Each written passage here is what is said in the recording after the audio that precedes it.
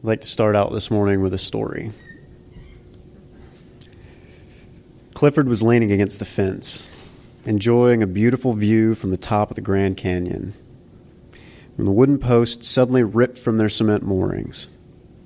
Seconds later, Clifford was plunging down into the abyss. Halfway to the bottom, his desperate arm waving helped Clifford catch and clutch the branch of a scrubby tree that grew from the canyon wall. Grasping, gasping, he looked both up and down. No way could he climb that sheer cliff, even if he could swing his body toward the wall. But below yawned the chasm, unbroken by any other tree or holding place. To fall would be to die, horribly crushed on the rocks below. No one had seen him fall, and he hung there out of sight, knowing that the wind would scatter his weak voice no matter how loudly he shouted. Desperate, Clifford cried out to the heavens, "God, help me." Hearing his own trembling voice, he wailed again, "Please, God, help me." To Clifford's amazement, he heard an immediate answer. "All right," came the voice. The initial warmth Clifford felt turned to a chill wind gripping his body as the voice continued, "Let go." Looking down, Clifford saw the huge boulders waiting below, and he knew again that if he let go, he would surely die. "Let go?" he thought.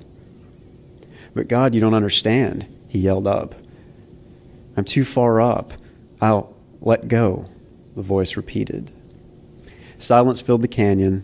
Then, in a weak, terrified voice, Clifford called out, "Is there anyone else up there?"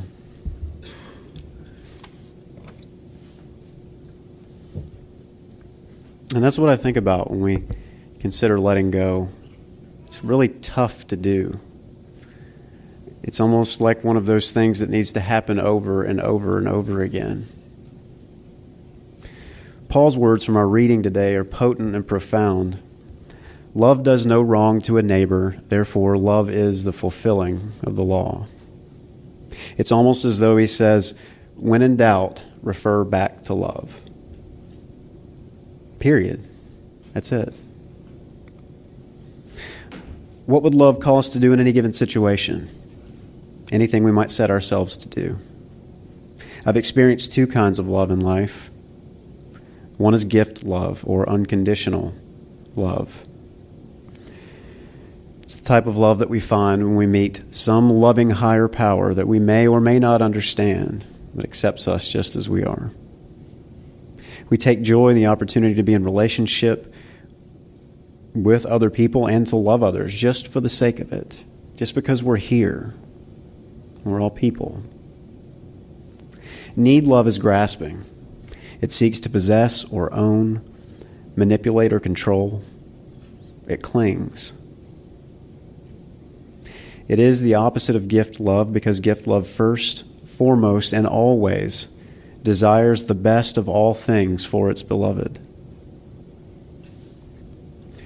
One of the most spiritual practices we undertake in recovery, next to making amends in my personal opinion, is the letting go of resentments.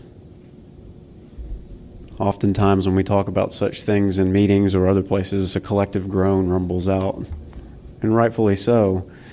It's not an easy course to take.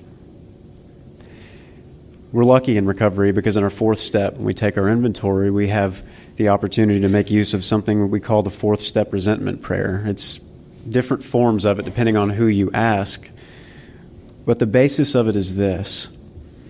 We can look at other individuals that have wronged us or stepped on our toes or impacted our lives in some negative way. We can look at them and accept that just as we are, maybe they're spiritually unhealthy. The book uses the word sick, but I prefer spiritually unhealthy.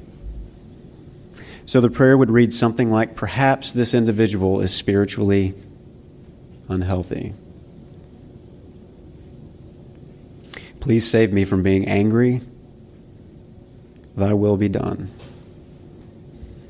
It becomes the resentment itself, not the individual, that gets in our way of our spiritual progress, as we call it. It always comes back to us. It always comes back to our side of the street. It always comes back to what's our decision going to be. I was recently speaking with a buddy of mine. He's been having kind of a rough time the last month or so, and he's been sober some years. He kind of laxed in some of his program. He didn't attend as many meetings as he used to, wasn't calling as much. He began to have a feel for this type thing, so I gave him a call to check in on him. And he's in that place, that emotional place that's just, he's got all this wreckage in his life around him, and he's just trying to stay with it. I really admire him for that, because he's already starting to take a look at what his part is. He's trying to take a look in a shattered relationship that he felt was a fixture, where he was wrong. And it's hard. Life's painful. It takes practice. But he also recognizes where he tried to manipulate, to control, to make another person his type of pain medication, essentially. We can use anything. Drugs and alcohol just make it easy for us to recognize it.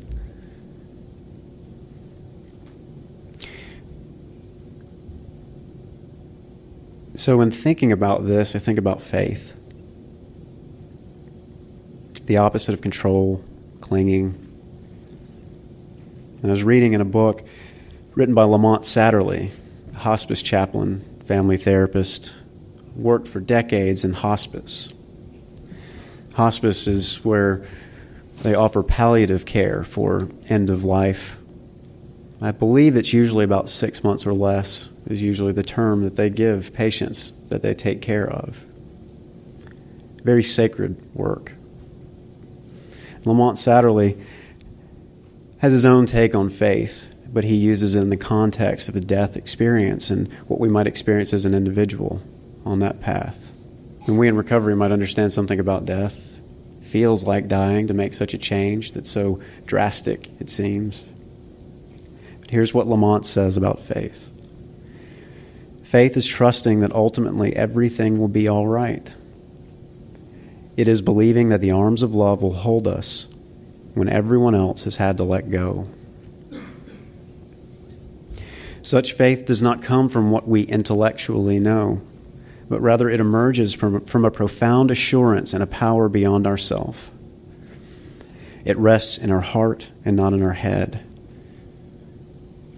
Trying to figure out faith is like blowing up a balloon with a hole in it. We can huff and puff until we're blue in the face, and many of us do this. And then we finally exhaust ourselves, come to the end of our resources. And in this exhaustion and desperation, we may realize that we're right where we need to be. We're right on time. Something about what Jack was just singing about. We may not expect the way that this journey goes. Who would have asked for it? But when we get beyond it, who would have missed it? In the words of Father Richard Rohr, there is the fall and the recovery from the fall. And both are from a loving and merciful God.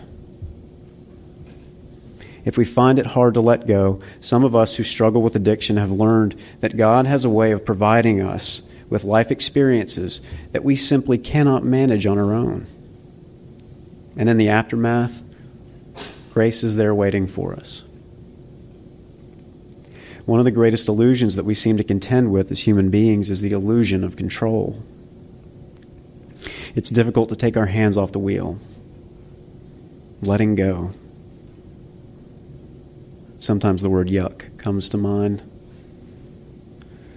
In Ernest Kurtz and Catherine Ketchum's book, The Spirituality of Imperfection, they talk about Alcoholics Anonymous as a modern version of an ancient spiritual path. The Christian desert mothers and fathers back in the 1st and 2nd century or somewhere back there, too long ago for me to remember, but they liken it to what they did, how they faced themselves honestly and fiercely, acknowledged their imperfection. And they talk about the difficulty of letting it go and sum it up in this way. So long as we cling, we are bound. We as addicts understand this truth as well as anyone.